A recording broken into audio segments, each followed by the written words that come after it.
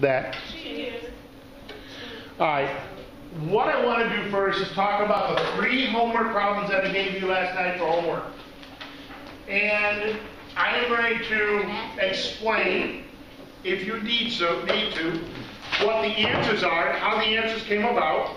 And then what I'm going to do is make your life a little harder, because I got some more problems that you're going to do, which are going to make you think a lot more.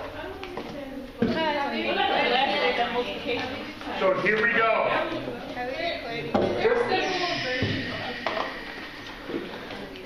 What I'd like you to do is, if you have a question over one of the problems.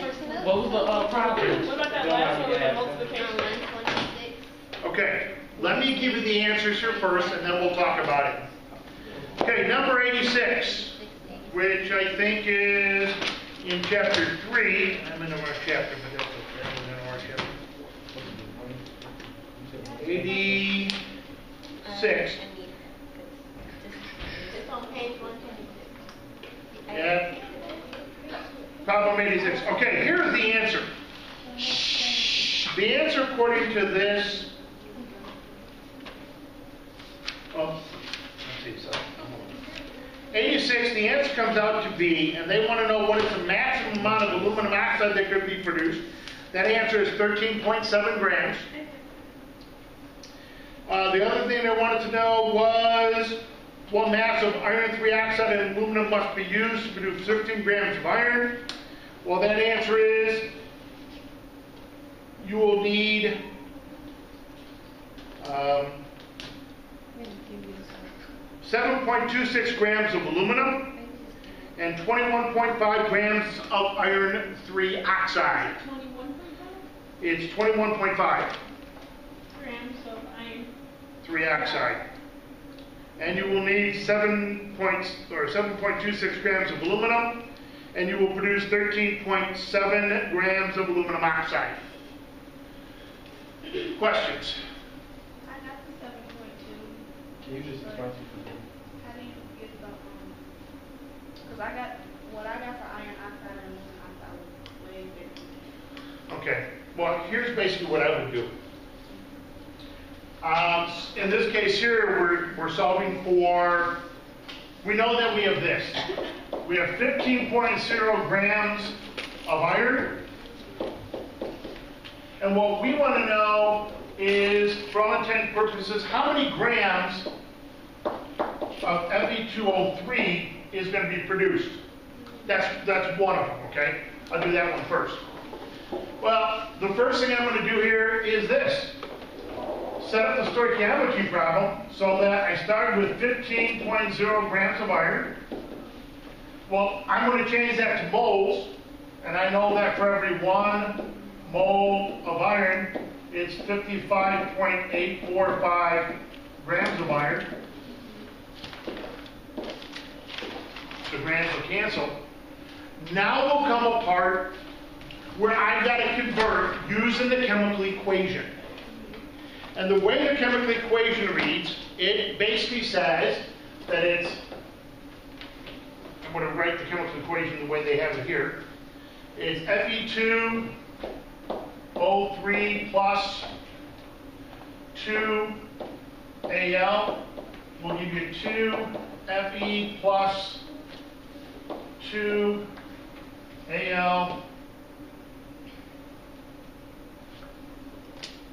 2O3? No, that can't be it. No, take There's no 2 here. No 2 on the And there's no 2 here. No, Right. no, there's a 2 in the first AL. Oh, there's a 2 here? Yeah. Oh, yeah, there is a 2. Alright, so there it is. So in this case, what I've got to do now is look at the relationship between iron and iron 3 oxide. And the relationship is, for every 2 moles of iron, there's 1 mole of iron 3 oxide. And then I know that for every 1 mole of iron 3 oxide, it's like 159.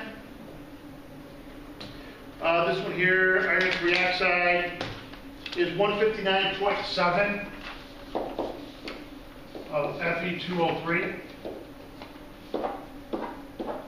so now all I gotta do is the math work. And they'll tell me that with 15 grams of iron, the amount of iron 3 oxide I'm gonna produce will be about 21.5 grams.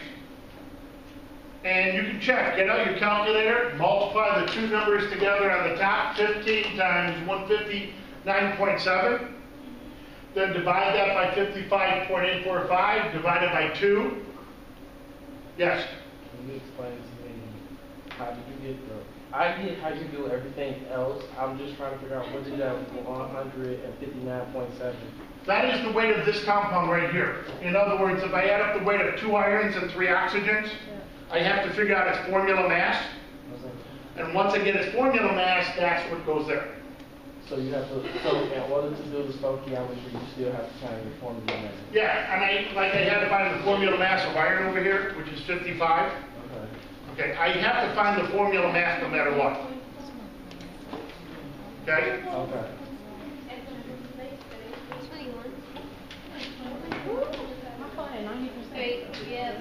Oh, what they did here is in the book, they changed them, they took 15 grams and converted it to moles, and then used that number to start the process.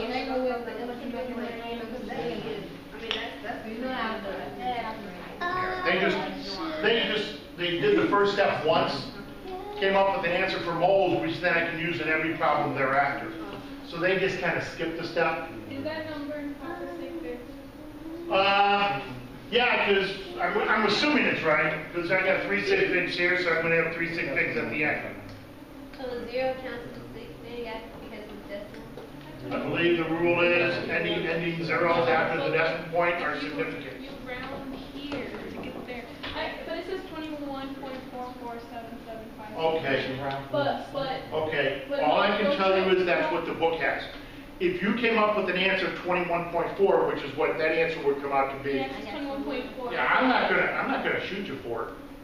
But, okay, Joanne said that it says you 21.5 to move you around, but if you round it, it'll be 21.4. If you had 21.44, it's gonna round off to 21.4.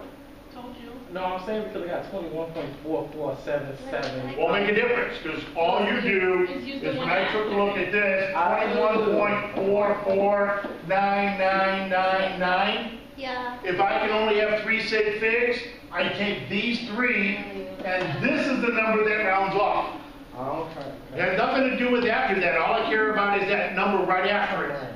Don't hit me, that's on camera. Now, if you want to do the next problem, you're going to do the same setup. You're going to go from 15 grams of iron, and you're going to go to aluminum, which will come out to be 7.26 then. This part of the problem is going to stay the same. This part is going to go for every 2 moles of iron, it's 2 moles of aluminum, and 1 mole of aluminum is 26.98154 grams of aluminum. Okay? Questions? Serena? Oh, I thought you did. You look like you were confused. And I'm trying to be a nice person for once and help you. You had the first part of the question was at 13.7. Yeah, because what that is taking, in this case here, is going to be iron to aluminum oxide. And if you go from iron to aluminum oxide, the answer will be 13.7. I got that, but I did What did you do? I did 159. I think I just reversed And it's just the the order aluminum, not aluminum. of it. Like I put Fe203 And it's for just the first part, and then just iron. Yeah, I just put stoichiometry between like this and You put this first? Oh yeah, but I didn't have that 15. No, first you gotta get the iron from that. Okay. Well, all I can say is, if it works in the next problem, then it probably works all the time. Agreed. So it's one of these things. Like I told you 1,000 times before, there's multiple ways of solving this problem here. And whichever way you feel comfortable with, you go right ahead and do it. But we got to make sure it works.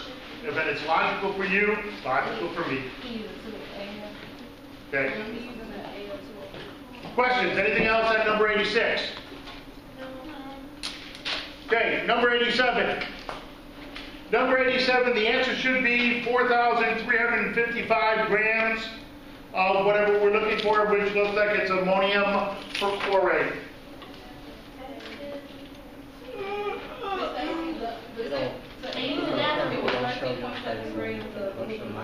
That is correct. All right. In this case here, the new problem, 87. You guys have the chemical equation down there, so I'm not going to rewrite the chemical equation because it's there. What they want to know is, it says what mass of ammonium perchlorate should be used in the fuel mixture for every kilogram of aluminum. So here's what I've got. I've got 1 kilogram of aluminum, and I want to turn that into grams of ammonium perchlorate. Well, here's the first step. I'm going to take 1 kilogram of aluminum, and I'm going to change that into grams of aluminum. So 1,000. So what I'm going to do here is set up this problem and say, okay, I know that for every 1 kilogram of aluminum, there's 1,000 grams of aluminum. Now I can do and convert it to moles, because if you remember, the only thing formula mass gives us is grams and moles. So now I know that 26.98154 grams of aluminum is 1 mole of aluminum. And according to the chemical equation, the relationship between aluminum and ammonium perchlorate is for every 3 moles of aluminum, there are 3 moles of ammonium perchlorate.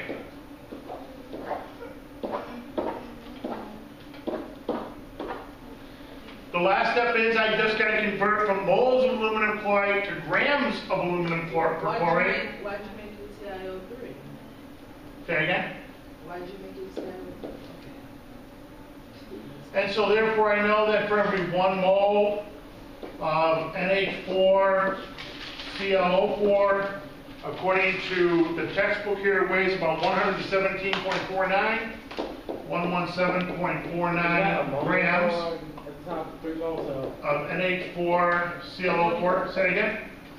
No matter, I figured it out. Okay. No, it has to be 1 mole because only 1 mole weighs 117. And so when I get done here, all my units will cancel, and I'll know exactly how many grams of ammonium perchlorate will be produced or will be needed in this chemical reaction, because again, it's another reactant. And the answer comes out to be whatever I told you the answer was. 2 grams. So it comes out to be about 4,355 grams of ammonium perchlorate.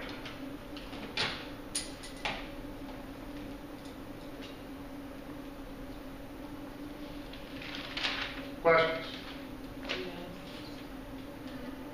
You guys remember that the test over this stuff here, okay, these are what we consider to be the simple problems. So you said that, you know how they give you like the equation, like 3 aluminum plus 3 NH4? Any part is equal to? To any other part. Okay. Yeah, that's As long as it's a balanced chemical equation, once it's balanced, everything equals everything. so when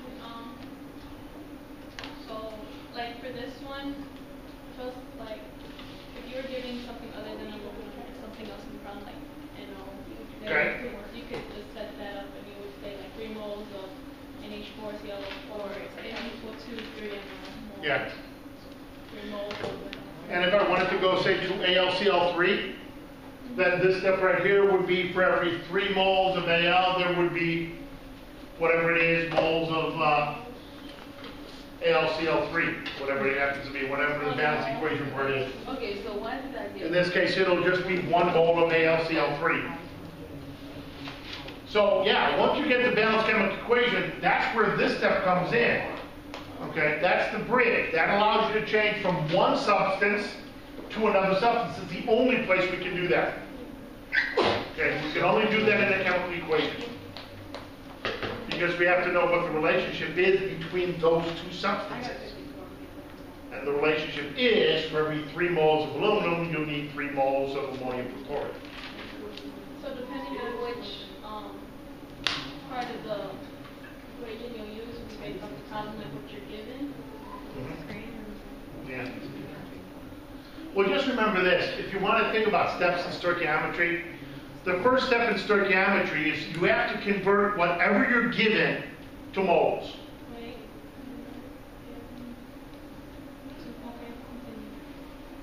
And then once you do that, then the next step is to use the chemical equation. Use chemical equation For the bridge.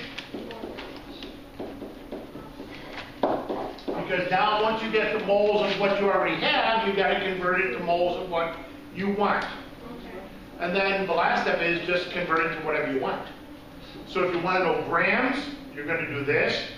If I wanted to know atoms, there'd be a different ending thing up here. It'd be 1 mole of ammonium perchlorate equals 6.022 times 10 to the 23rd formula units of ammonium perchlorate. Yes. Formula units deals with compounds, ionic compounds, and atoms just deal with elements by themselves. Okay, So the so only other thing you can do is like add the formula. yeah, basically that's about it. Okay, next. Yes. What about number 88? In this case here, it says that you got barium hydroxide octahydrate reacts with ammonium thiocyanate, producing a barium thiocyanate plus water plus ammonia gas. All right, now.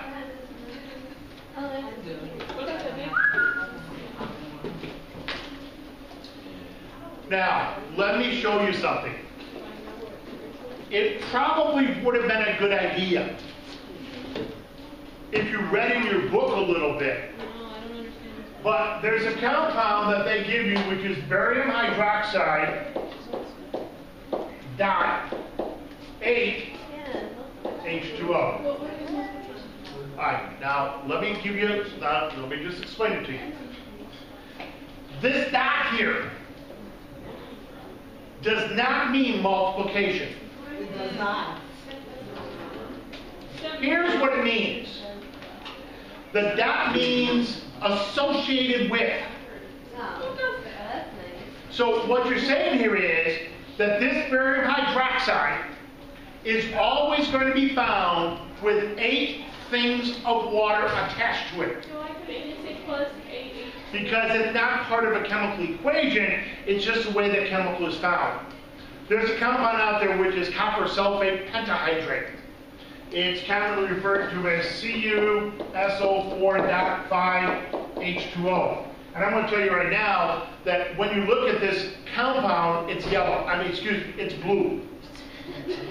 Totally different color. Why I said yellow.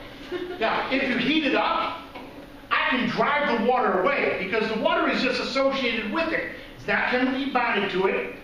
Okay? It isn't going to form a chemical reaction with the copper sulfate. It's just kind of tags along.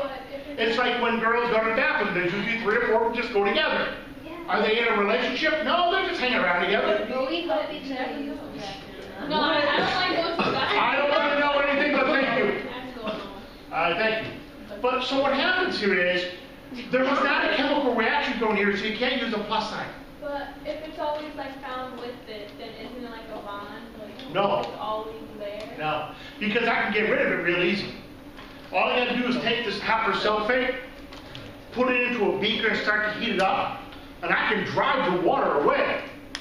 And what will happen is, it's really kind of cool, this blue crystal will turn white. What? As the water goes away, the crystal turns white. Can you wear the crystal? Now, the thing about it is, there's an exact amount of water that will be lost by it. In fact, we can do an experiment with this and show you what the relationship is between the water and the copper sulfate. But there is no chemical bond sulfate without the water. Okay? That's called copper sulfate, sulfate anhydrous. Anhydrous means without water. Mr. Adrian, this is why I do not like you giving homework from the book. I don't like. Now, there is an interesting thing though. You don't need to. Excuse me, Felicia. There is an interesting thing. And I find this hard to realize, and then it finally caught me. To read the book. Read the book. But I don't understand the book. Have you seen the language that's in there? Yes, I have. It's foreign. All right.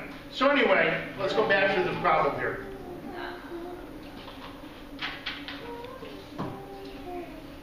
No, stop. You're on camera. Remember that. In this case here, it says what they want to know is you've got 6.5 grams of barium hydrate, or barium hydroxide octahydrate. So what you've got here is this. You got 6.5 grams of BaOH2.8H2O. Now, the first thing I'm going to have to do is I have to convert this to moles. Well, in this case here, I have to figure out the weight of this compound. So is this done? Is that already done? I'm going to assume, You can't assume. You have to say yes or no. The first part said galaxy, but What? The first part says done. oh, balance equation. I guess we should balance the equation. Then. So let's see, you got BA, parenthesis, OA, close parenthesis, figure out Can we balance it by algebra? H2O plus, in this case here, you got, Yeah, I ain't doing it. hey guys, come on.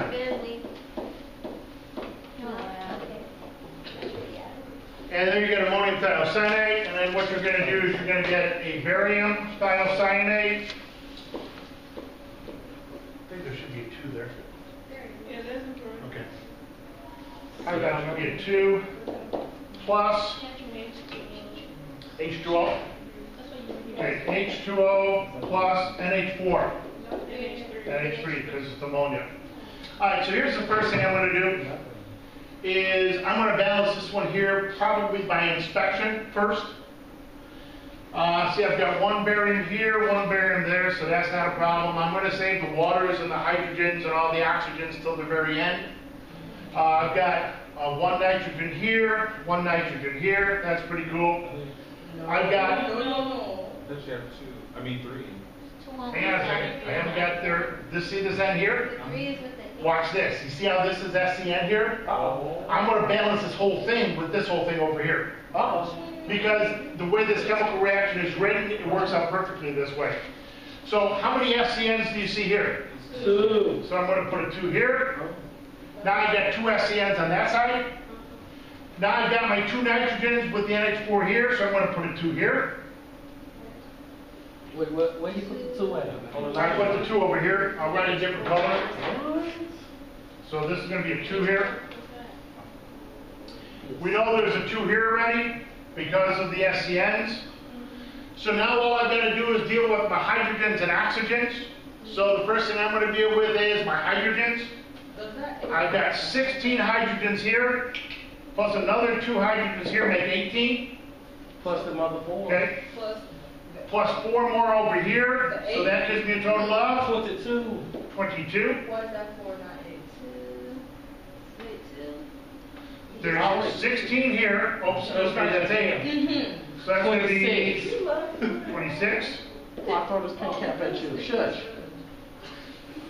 All right, so now I've got to get 26 on the other side. And, oh man, you know what I'm going to do here? No, I'm going to forget the hydrogens because it looks like the oxygens may be easier to balance. So now I just go to the oxygens. How many oxygens do I have here? I've got 8. How many oxygens here? Total of? How many oxygens here? So I'm going to put a 10 here, so now my oxygen's balanced. Now I'm going to balance my hydrogens. So I've still got my 26 hydrogens over here. How many hydrogens do we have here? 10. There's 20 here, 2 times 10. How many hydrogens here? Total of? 26, we're done. So wait, all you added in was the 2 in front of the NH4. A 10 here and a 2 there, that's it. Did you add? Say again? So I've only added 2 things, or 3 things here.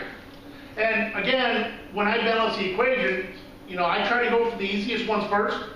I thought hydrogens were going to be easy to balance, but then I noticed there's here, oh, there's just too many of them. And the minute you see that there's too many of them, go to the next one.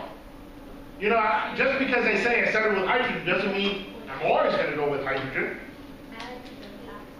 You go with whatever's going to float your boat, you know, for all I care. But sometimes. All right, now we've got the chemical equation. So here's the first thing we're going to do. I've got to figure out the formula mass of this compound. Now, in order to calculate the formula mass, what I have to do is, okay, so you pay attention? Yes. You add up the weight of 1 barium, 2 oxygens here, and 2 hydrogens, and then add to that 16 more hydrogens and 8 more oxygens. So you have to add up the weight of all of those elements within that compound. So you're going to add up here, for all intent purposes, you're going to have 1 barium, you're going to have 10 oxygens, and you're going to have 16, 18 hydrogens. So you're going to have to add up all of that stuff. And all I did was actually put the oxygens together here. Why did I switch them around? I don't know. You want me to do it a different way? Okay, no problem. 1 barium. Yeah, I got 315 point. Yes, What do you got? 315.46. 315, 46, 392, and that'll be grams of BA. It's 2 sixes. It's 1 6. That's my social security number. Shut up, John. Shut up. 46392. Is that right? 463. 46392. Is this correct? That is. OH2-NH2O. So that this cancels with this. And that's going to be 1 mole of BaOH 2.8H2O. And then what I'm going to do is I'm going to be looking for ammonium thiocyanate, is looks like what the product is. So what I'm going to do here is look at my equation. It says for every 1 mole of BaOH 2.8H2O, there are 2 moles of NH4SCN. Then I have to figure out what does 1 mole of NH4SCN weigh. So I have to look that up, and I'm just going to go by what the book tells me.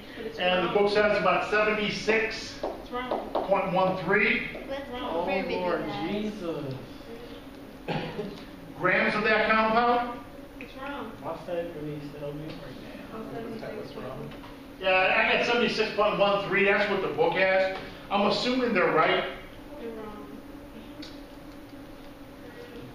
Don't tell me they're wrong unless you can prove it. I'm checking it right now. That's the ammonium thiocyanate. But if they're wrong, then what you gonna do is she 78. said it's wrong.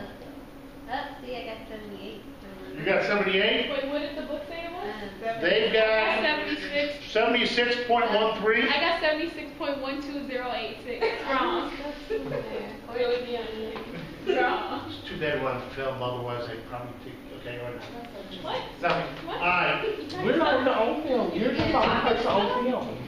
3.4. Your voice is on film. Okay. So it's recording. Nothing wrong. I know.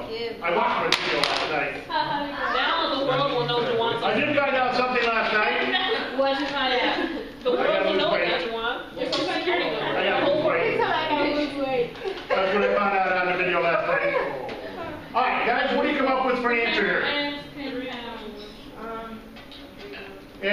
come up with, you said 3.14? And that'll be grams of NH4 No, that's not what I got. SCN. Hold on. And the book has an answer of 7.2, which I would say perfect. You guys are dead on the money. Wait, About 3.14. the book has 7 point what? Oh, yeah. They came up with an answer of 3.2. I 3.13. If I did, I didn't Oh mean my to God, say shut up. 3.2. Wait, so it's 3.1, right? 3.14. No, but don't you have to do it by the number of figs? If you went by sig figs, I would accept an answer of 3.1. Okay, thank you. Okay, I'm telling you what the book has. This is what you guys have. I'm going to tell you right now, this looks pretty darn good. Mr. Adrian, I thought you brought out the video yesterday. Yes, and the reason is because it was too large of a video. It was 3 gigabytes of memory. So what I'm going to do today is I'm going to do this until 1:30. I'm going to stop the filming. Then I'm going to pick it up again later. And when I download it this time, I'm going to download it as 2 different parts. Part 1 and part 2. So that you can only have, yeah, this is Dawn, this is Breaking Dawn part 2. Okay? That's all. That movie is Actually, if you bought yours on Planet Dingo, you get to see the All right, ladies and gentlemen. Yeah, Excuse me. Excuse me. Now, this is what we consider to be easy ones, because we're assuming, this is all easy stuff. I'm going to get more complicated now.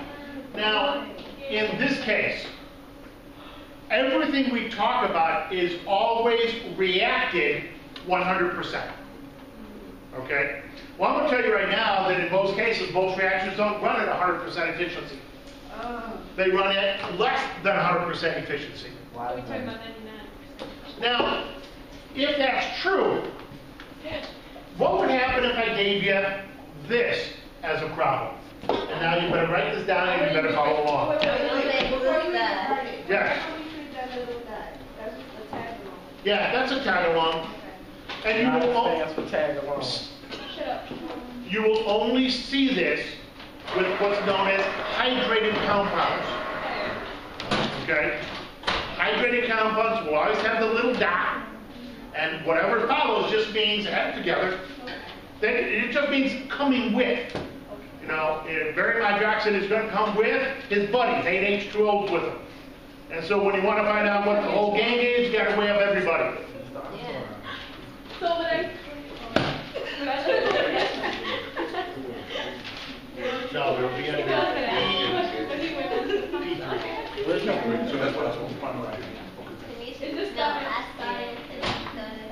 Okay, what do I label this as?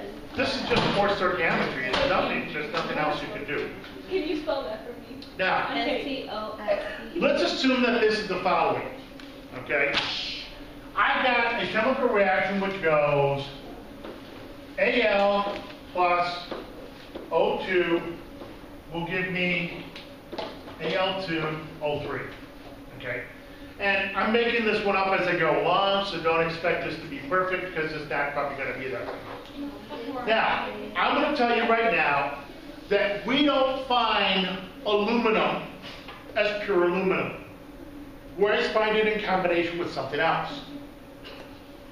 And let's assume that we're going to call this substance that aluminum is found in. I think it's PAUX. You gotta write that. Bauxite. Bauxite.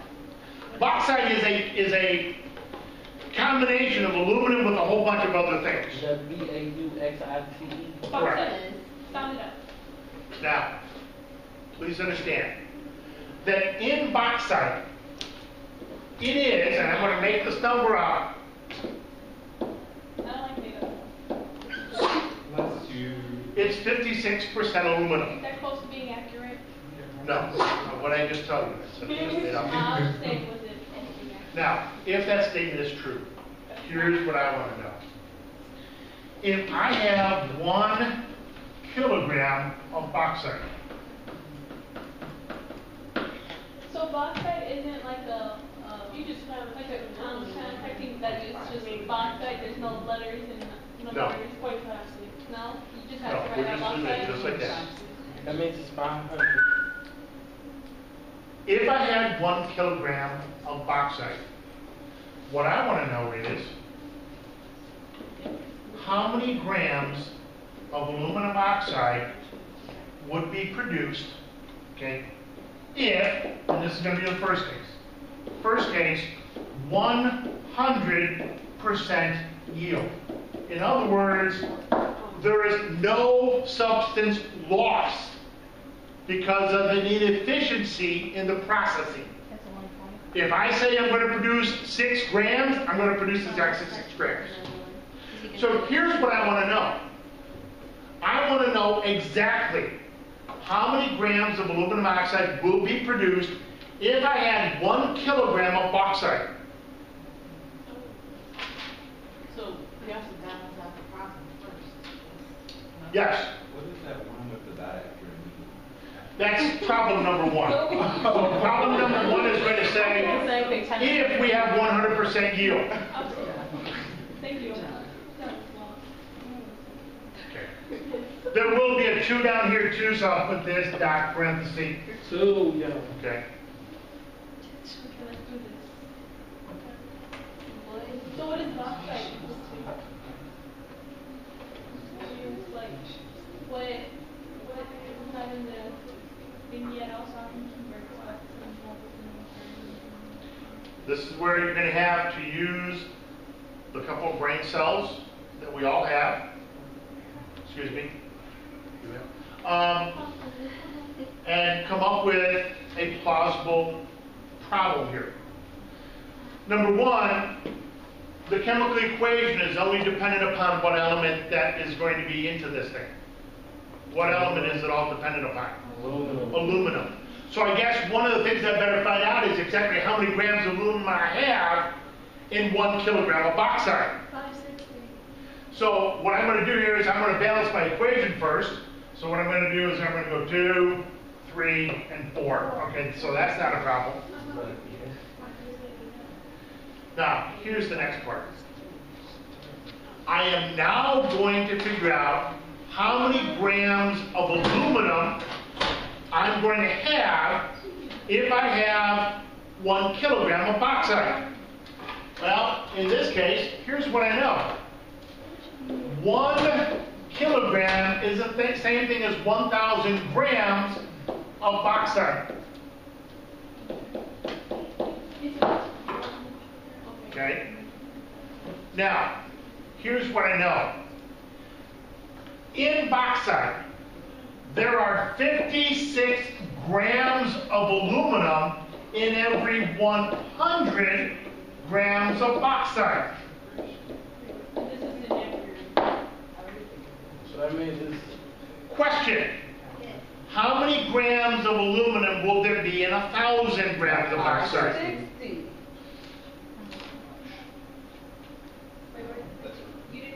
We would set up a proportion in which it would go X over 1,000. And you would find out that in this case here, you are correct, it would be 560 grams of aluminum. But the whole idea here, it's really nice to say it, but it's also nice that anybody who didn't understand what was being done, that maybe they needed some help figuring out how to do your proportions. Because again, your percentage is based out of 100. The 56 came from what I had just said, is that bauxite is 56% aluminum, which means that 56 grams of aluminum in every 100 grams of bauxite. So that came from the very beginning. So that would be like given to you in the problem. It would have to be given to you in a problem. There's no way I can expect, there's no way anybody would expect you to know what the percentages of aluminum is within a compound. Okay, they gotta give you that. All right, now that I know that I have 560 grams of aluminum, the question I wanted was, how many grams of aluminum oxide would be produced? Well, now, it seems kind of simple, because I would go 560 grams of aluminum, everything that I know says that for every 26.98154 grams of aluminum, it's 1 mole of aluminum. According to my balanced chemical equation, it states for every 4 moles of aluminum, it's 2 moles of aluminum oxide. And then what I have to do is figure out what does 1 mole of aluminum oxide weigh, which means I'm going to have to weigh up the weight of 2 aluminums and 3 oxygens. And I think, no, I don't think, because I don't know what it is. So I'm gonna, It's 101. that sounds good. 961. 101 point, 961.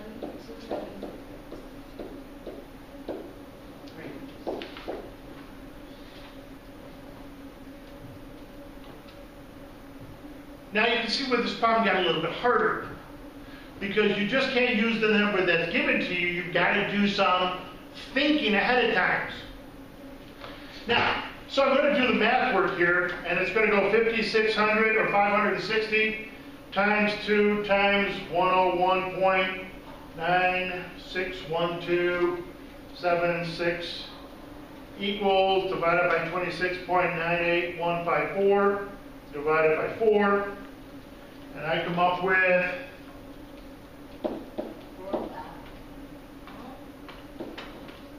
you guys come up with that?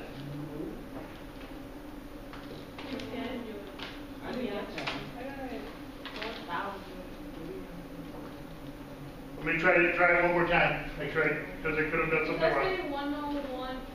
961,276 times 2 times 101.961276 divided by 26.9854 divided by 4. And I come up with that number again, so I'm sticking to this number.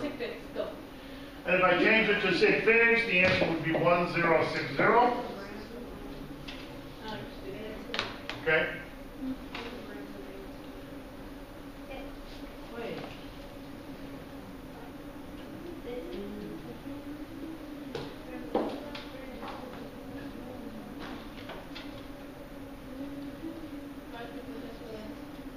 Now, here's the interesting part.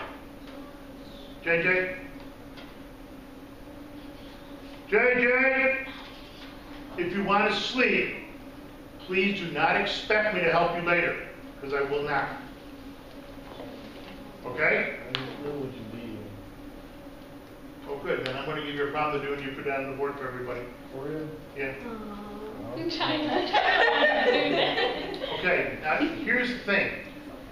This is the answer to part 1. If I did this experiment with 100% efficiency, I would get exactly, and I'm just going to go with the bottom number here, 1058 grams. Now, what if I told you back in this original problem here, that instead of 100% yield or 100% efficiency, the reaction is only 75% efficient, or there's a 75% yield. How many grams of aluminum oxide will it produce if the reaction is only a 75% yield? When you say 75%, what did you say?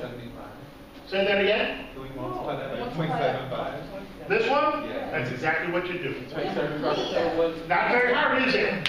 So you would just take 1058, multiply this by 0.75 because it's 75% efficient. You get 793.5. Alright, we'll just leave it at 793. So that's going to be 793 grams. Because not all things are efficient at 100%.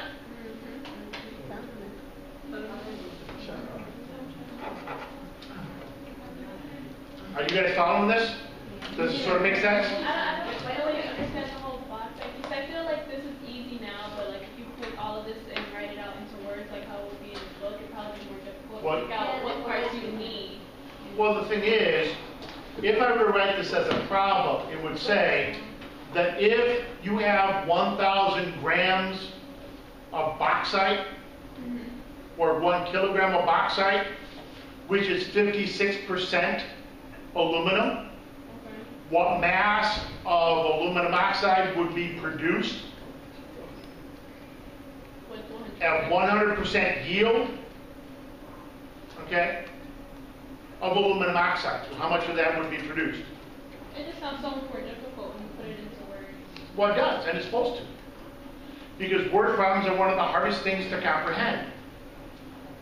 But Alright. it'll probably be like, I'll pick the wrong stuff in the wrong part of the.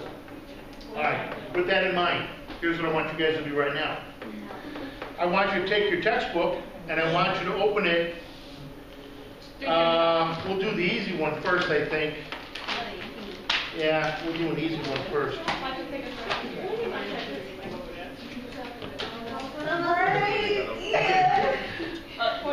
All right, we'll do this after you guys get home for break. Back from break. Back from break. You're going home. Okay, I'm going to turn this off.